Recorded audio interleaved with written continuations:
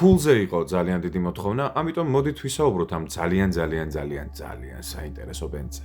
შევეცდები რომ ვთქვა მოკლედ, მაგრამ გაიგოთ ძალიან ბევრი რამე მათ შესახებ. ეს ბენდი გახლავთ პროგრესივ მეტალის მიმდევარი, ძალიან რთული, ჩახლართული რიტმებით, ფსიქოდელიური შეგრძნებებით, ასევე ტექსტები ძალიან ღრმა და საინტერესო, მრავალწახნაგოვან ადამიანურ თვისებებზე, ტკივილზე, შიშზე, ეგოზე, გარდასახვაზე, ეგზისტენციაზე, მოკლედ ძალიან ბევრ და საინტერესო ღრმა თემებს ეხებიან ისინი. მათი კლიპები და ალბომები არის ცალკე შეფასების და განხილვის საგანი. მიუხედავად იმისა, რომ ძალიან დიდი ხანია მოღვაწეობენ 1993 წლიდან თუ არ ვცდები, 2019 წლის ჩათვლით სულ აქვთ 5 ალბომი გამოშვებული, რაც იმას ნიშნავს, რომ ალბომიდან ალბომამდე აკეთებენ ხოლმე ძალიან დიდ პაუზას. ოღონდ ეს პაუზა არ იფიქროთ, რომ არის უბრალოდ პაუზა.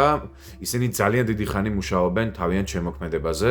მაგალითად, 93-დან 96 წლამდე, 96-დან 2001-მდე, 2001-დან 2006-მდე და 2006-დან 2019-მდე. მათ ყავთ ძალიან ერთგული ფანბეისი და შუალედები ალბომიდან ალბომამდე არის ძალიან ხანგრძლივი.